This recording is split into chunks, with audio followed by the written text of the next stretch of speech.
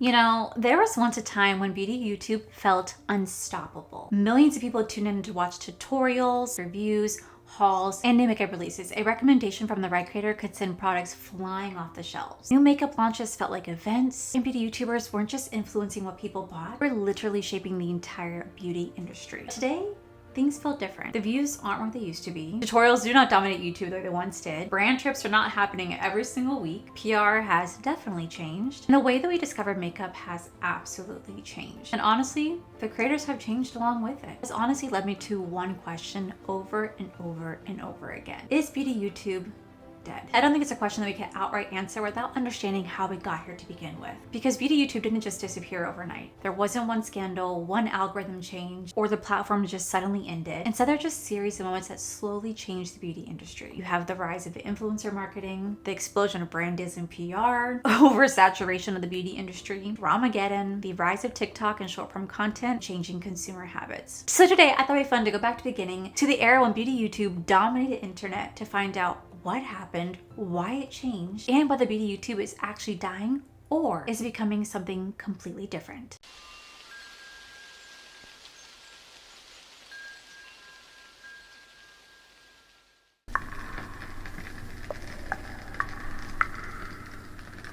So I want you to do something for me for just a moment. Close your eyes and think back to 2016.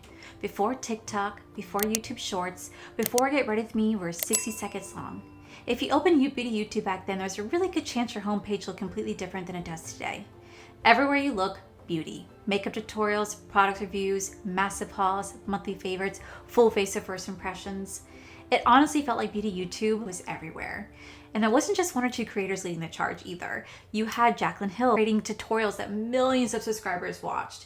You had Kathleen Lights making everybody fall in love with ColourPop. Tati Westbrook was uploading almost every single day. You had Nikki tutorials showing you the power of makeup. There was also Manny Mue, Laura Lee, Kristen Dominique, Desi Perkins, Aki Aina, the list goes on. And honestly, you felt like every week a new beauty creator was becoming a household name. This era is when we also saw some of the most iconic makeup products that we still talk about to this day. There was the Anastasia Beverly Hills Modern Renaissance that changed what people thought about warm tone eyeshadow palette. The Too Faced Peach collection had people refreshing the website every few seconds because it was selling out like crazy. Becca Champagne Pop became one of the most talked about highlighters to ever release. Honestly, when a beauty YouTuber talked about a product, it didn't become a trend. It absolutely sold out. This is why this makes this era so unique.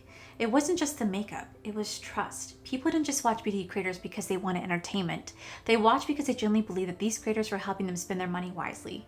Recommendations felt personal. Tutorials felt like advice from a friend. And because of that, beauty creators became some of the most influential voices in the entire beauty industry. And looking back at it now, it's truly hard to believe how much influence the beauty YouTubers had. For a while, I generally felt like the beauty YouTube space was unstoppable. But honestly, every single industry reaches its breaking point. For beauty YouTube, that turning point was closer than anyone realized.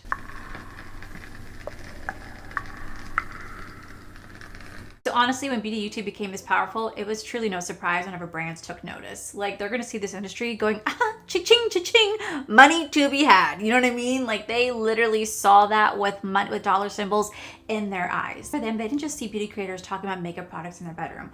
They genuinely saw them selling it. So what did they decide to do? They decided to capitalize on this. I mean, a recommendation from the right creator can send thousands, if not millions of people flooding the website or in stores trying to find this product and completely selling it out. Brands realized that creators had the capability of doing that. Ooh, did that absolutely change the game for both the creators and the brands. This is when the beauty industry truly felt like a different type of celebrity because unlike traditional celebrities, there was something very different about beauty YouTubers. They felt accessible. You watched them sitting in their bedrooms. You knew what foundation they wore. You knew what products they hated. You watched their vlogs. You heard about their relationships, their families, their lives. And because viewers had built these incredible personal relationships with the creators, the recommendations carried a tremendous amount of weight. Brands did not have to convince you that this new palette was amazing anymore because sometimes your favorite YouTuber can do that for them. This is when affiliate marketing became a thing. If you watch video YouTube during this era, I'm sure you've heard the phrase, use my code at checkout. I am so guilty of this. I have my own code with brands and I've absolutely said, use code Allie, use code AllieD to save 10 or 15% off. I feel like a lot of you guys have absolutely heard that phrase. Back then, it was completely new and revolutionary. Nowadays, this is something you guys don't even bat an eye at. But back then, it was a game changer. For the first time, a beauty creator didn't necessarily have to need millions of dollars with traditional advertising to make influence from their money. The recommendations themselves could absolutely generate income. And there is honestly one brand in particular that absolutely dominated the space at that time, and it's Morphe. If you were watching beauty content back then, you absolutely remember the Morphe codes. They were everywhere. Creators recommended the brushes. They recommended the palettes. Eventually, some of the biggest creators on the platform weren't just simply recommending products from Morphe, they were absolutely creating products with Morphe. Suddenly, getting a collaboration with a makeup brand felt like one of the biggest milestones a beauty YouTuber could absolutely achieve. And these weren't just tiny launches hidden somewhere on the website. They became events, countdowns, reveal videos, tutorials, launch parties, massive campaigns, products selling out, restocks selling out. An audience were just buying another eyeshadow palette. They were buying something created by the person they spent years watching. And that emotional connection is truly so powerful. Because think about all the brand collabs you've ever bought from a creator before. You didn't buy it because you simply just love the product. You bought it because that person that you spent years watching, connecting with, released that product, and you wanted to have a piece of that with you. That made millions for brands. Think about Jaclyn Hill, for example, when she created her champagne pop with Becca, or when she created the Jaclyn's palette, it sold millions and it sold out. And it wasn't just another highlighter, it wasn't just another colorful palette. It had Jaclyn's name on it, so everybody wanted to have a piece of it. Myself included, I had to have it because I was like, oh my God, Jaclyn Hill, I had to have it too. Like all of us, I feel like we're so guilty at one point or another buying a product from buying a collab from an influencer because we all felt invested in one way or another. And the creator to consumer relationship became something that traditional beauty marketing simply could not replicate in the same way. And because of that, that is when PR got huge. If there's one thing that visually represents just how much money started flowing into the influencer marketing in this era, I think it's PR. Because beauty PR absolutely became insane. And we're not talking about brands sending someone a lipstick in a padded envelope. We're talking about enormous packages. Entire collections, custom packaging, elaborate displays. Sometimes products arrived in boxes so massive that the packaging itself became content. Creators would film dedicated PR unboxings because there was simply that much makeup arriving at the door. I myself am absolutely guilty of participating in beauty hauls, in beauty PR hauls, but because I love doing them. But for me, the reason I love doing them so much is because I grew up watching all of these beauty influencers do these massive, insane 100+ PR packages. And I'm just like, oh my God, what did you get? What do these packages look like? Look at that. I thought that was the coolest thing and something that I absolutely want to partake in. And it's because of those massive PR hauls that brands took things even further. Brand trips. If you're around during peak beauty YouTube, you've absolutely heard of brand trips. You probably remember tropical destinations, luxury resorts, huge groups of influencers, elaborate dinners, excursions, gift bags, entire experiences built around launching a single beauty product. Trippin' with Tarte? Anybody remember Trippin' Tarte? They're like one of the only brands that still do it, by the way. But they were doing massive PR trips. And of course, all of it ended up online. Snapchat, YouTube vlogs. Suddenly a product wasn't just an advertisement, it was literally entire weeks of content. And looking back, I think this is one of the clearest examples of just how valuable beauty creators have become to brands. Companies are willing to spend an enormous amount of money to get their product in front of these audiences. And they knew the best way to do it was brand trips. But honestly, that's when creators kind of took notice. Because the creators realized that they could sell somebody else's makeup, why not create their own? Honestly, if like that question alone really helped to usher in a new era for beauty creators. And that's the influencer brand. You had Manny Moulet that launched Lunar Beauty, Chris and Dominique launched Dominique Cosmetics, Jaclyn Hill launched Jaclyn Cosmetics back when it was still a thing, Tati Westbrook launched Tati Beauty. Suddenly the people viewers had spent years watching review makeup were the people that were actually creating it. And for a while, it honestly felt like beauty YouTube had no ceiling. And for me, this is where the story starts getting interesting, because when something becomes profitable, everybody wants it. More brands launches, more products get released, more collaborations happen, more money enter the industry. What once felt exciting can start to feel like too much. While beauty YouTube was getting bigger and bigger, something else was quietly happening. Brands were starting to get overwhelmed. And the very industry that seemed unstoppable was finally approaching its real cracks.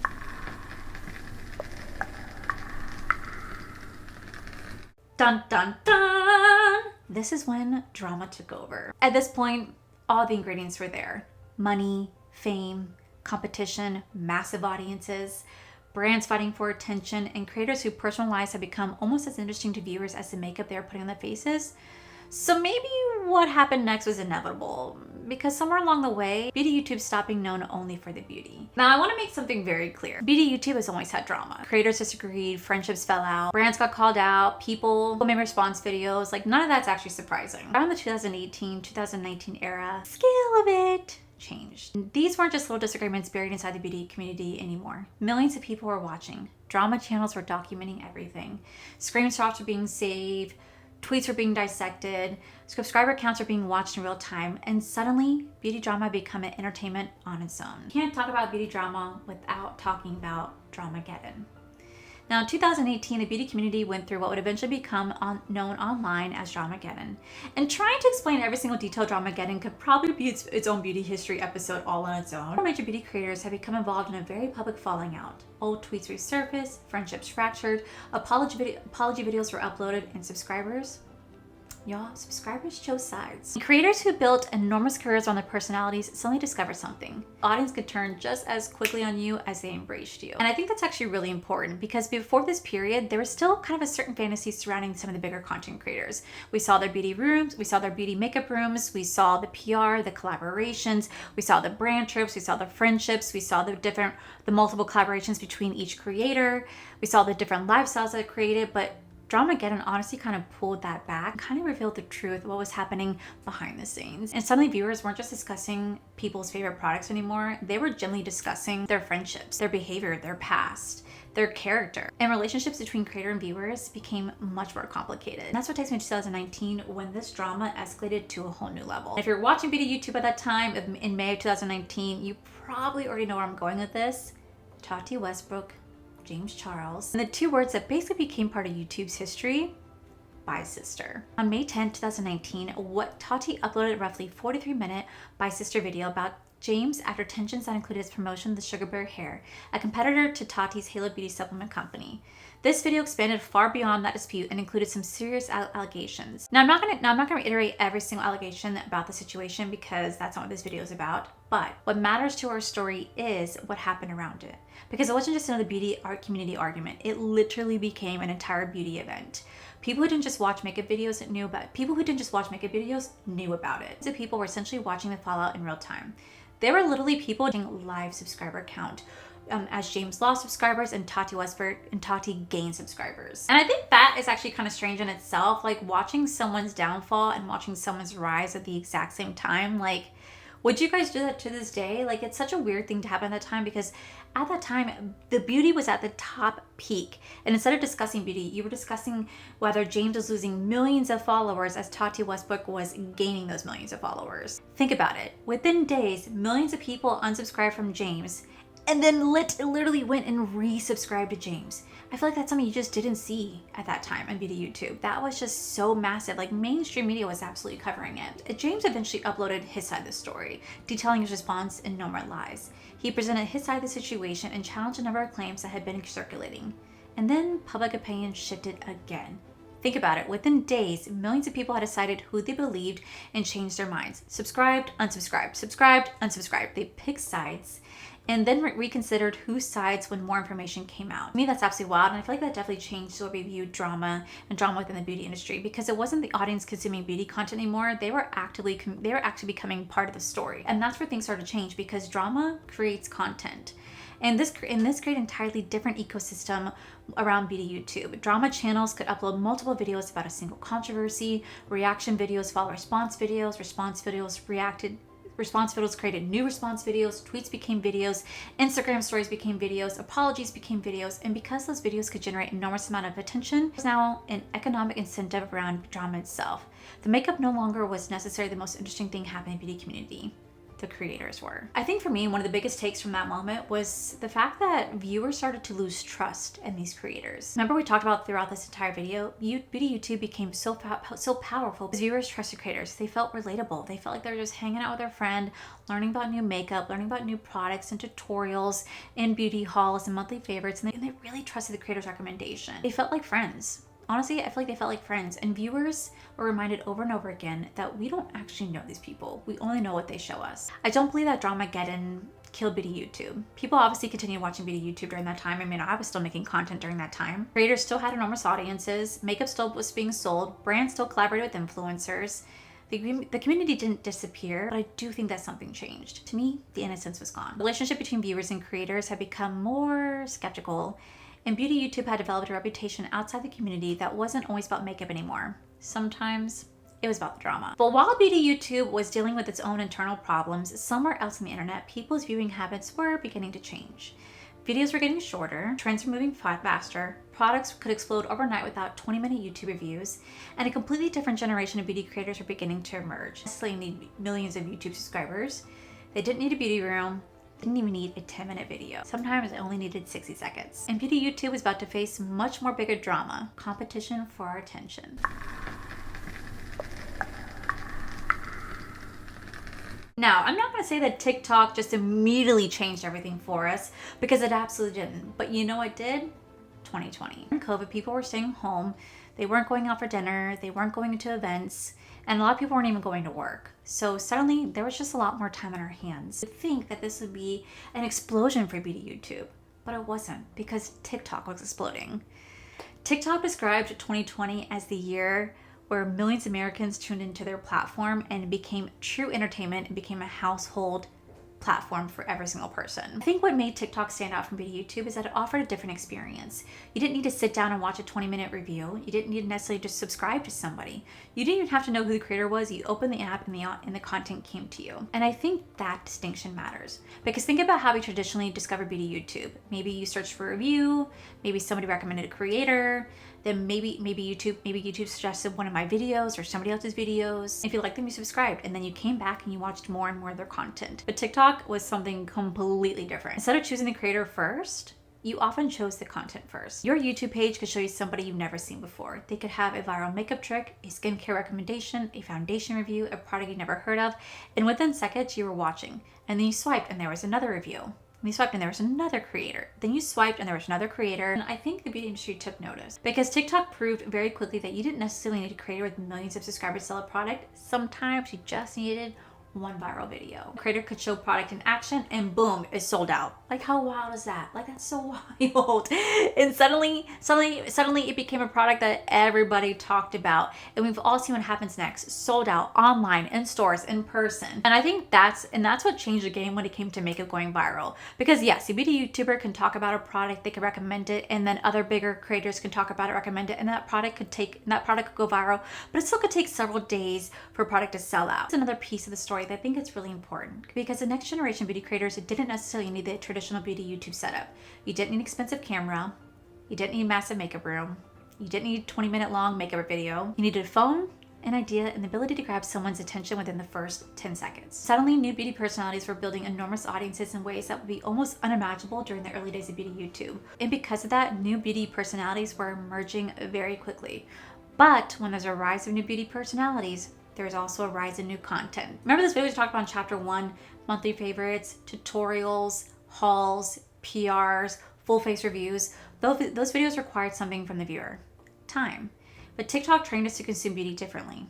Quick review, makeup pack, swipe. Product recommendation, swipe. Before and after, swipe. You can literally consume dozens of beauty opinions in the amount of time it takes you to watch one traditional YouTube video. Honestly, I myself am captivated by a 60-second video. YouTube did take notice, and they also responded to it, because short form content wasn't staying just on TikTok. It became on Instagram as Reels. Facebook was doing shorts, and then YouTube started to implement short form content as well. Suddenly every single major platform seemed to understand the same thing. Our attention had become incredibly short. And I feel like that definitely did create a different kind of problem for creators. Because now it wasn't just simply good enough to make a YouTube video. Creators are being told, make TikToks, make Reels, make YouTube Shorts, post Instagram stories, but keep uploading long form content and be everywhere all the time. One thing I did notice by researching this is that beauty never actually went away. People were still buying products are still going viral, creators are still influencing what people purchase, brands are still chasing the influencer's attention, and in some ways, the exact same cycle that we saw happen on YouTube is now happening on TikTok, just with a different platform and different form of creators. And I think that's what brings us to our next problem. Because when trends move faster, products move faster. And when products move faster, brands have to move faster. Everybody's fighting for just a few seconds of attention. Something has to give. And creators about to discover that having more platforms, more opportunities, and more ways to make money didn't necessarily mean that they had a sustainable career, because the influencer economy itself was also changing at the exact same time.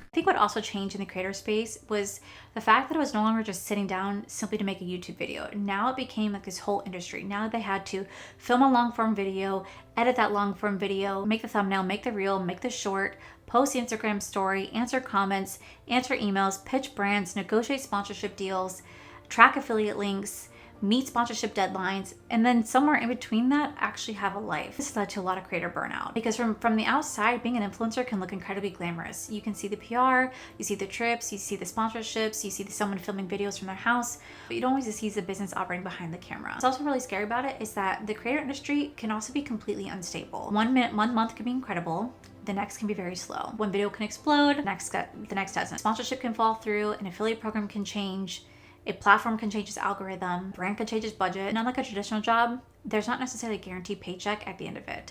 That is why I had to go back to work, because I knew that this was not a sustainable career. As much as I wanted this to be my career, and as much as I still would love for it to be, it is so unpredictable that I went and got back a 9-to-5 job. You know what? Honestly, I'm very grateful for it, because now I know every 2 weeks I have a guaranteed paycheck. Is it the biggest, smallest paycheck? No, but it does help, because this job, as much as I love it, it really is unpredictable and you just never really know how it's going to go. There's still one thing that we really haven't talked about that I feel like truly has also had a big impact on beauty YouTube and why it has also changed, and that has to come down to you, the consumer. Because think about what happened during peak beauty YouTube. We bought a lot. Every new palette felt exciting. Every collaboration felt like something new. There was always another foundation to try, another highlighter. We owned 5 different blushes of like the exact same color that we knew we were never gonna put on our faces. And eventually we had products 6 months later that we had sitting on our shelves that expired that we never ever touched. Because of that, a lot of our viewing habits also changed as well. Colors started to become entertaining.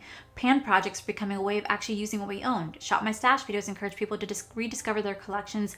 Anti-hauls showed us what not to buy. No buys and low buys became part of the beauty conversation.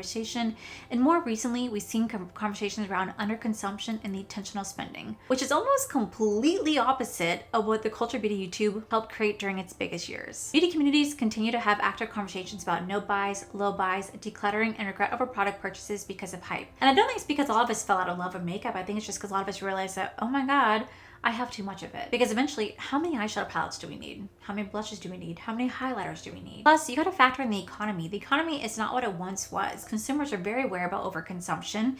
Everyday life is just getting way more expensive. Groceries, housing. Because of that, I feel like consumers are paying more attention to value. It's no longer enough for somebody to just be like, oh, I'm gonna buy it just because it's new. And honestly, it needs to feel worth your money. So when their grocery bills are higher or electricity bill is higher, you kind of have to decide where your disposable income goes. And that 15th blush suddenly doesn't look as appealing anymore as it once did. And I think because those two things combined, where we already bought way too much and everything is way too expensive, that's a really powerful combination. Because the beauty consumer of today isn't necessarily approaching a new beauty release the same way that we once did. Back then, the question might have been, well, what shade should I buy? Now it's, do I need to buy this at all? So when you put all this together, the oversaturation, the overconsumption, the declutters, the changing trust, Dramageddon, TikTok, short form content, changing creator economy, inflation, higher everyday expenses, and consumers becoming more intentional about what they're buying, suddenly the decline of old beauty YouTube doesn't look like one mysterious event anymore. It looks like a lot of little changes at the exact same time. So back to the original question, is beauty YouTube dead? So I don't think that beauty YouTube died. I just think that we changed. Maybe it just grew with us. And maybe this version looks different. Maybe we're buying less. Maybe we're questioning more. Maybe we're watching different creators on different platforms. Maybe we're questioning whether or not this product's actually worth it instead of owning every single new makeup release. But y'all, we're still here. We're still watching beauty content. Like, you're literally watching it right now. So no, I don't think that beauty YouTube is dead. Do I think that chapter has ended? Absolutely. But I also think that a new one is being written. And if there's one thing that we learned from looking back at the entire history, is that beauty YouTube has always found a way to evolve. Maybe the golden era of the beauty YouTube is over, but I don't think the story of beauty YouTube is. So that is my beauty history episode 2 on the question of whether or not beauty YouTube is dead. Like I said, I truly don't think that it is. I think it's just evolving, just like every other industry out there. Because at the end of the day, we're still here, we're still consuming content.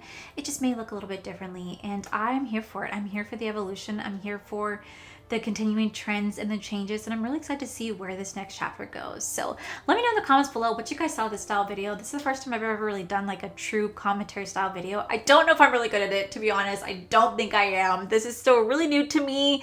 I'm not gonna lie, I did have a script in front of me because I wanted to make sure I had my talking points down right. But let me know what you guys think. Do you guys like the style video? Do you guys want to see more of the style video? Do you guys like me kind of diving into YouTube, into beauty history? If you do, please let me know. Please let me know in the comments below, and maybe let me know what other stories you guys want me to cover. But with that said, besties, that is it for today's video. If you guys enjoyed today's video, please make sure you guys give this video a cheeky thumbs up. Don't forget to subscribe to my channel if you guys have not already, because I do post 3 to 4 videos every single week. Make sure you guys have my other channels, Art for Life. You guys get to see my cool, wonderful ventures, my amazing husband, Corey. And as always, the biggest thank you goes to beautiful, wonderful page members you guys see right here. Thank you guys so much for everything. And to my subscribers and viewers, thank you guys so much for being here. Whether you guys like this video, you guys thumbs down this video, you guys subscribed, you guys did not subscribe, either way, thank you guys so much for being here. I love and appreciate each and every single one of you. So with that said, besties, I love you, and I'll see you guys in the very next video.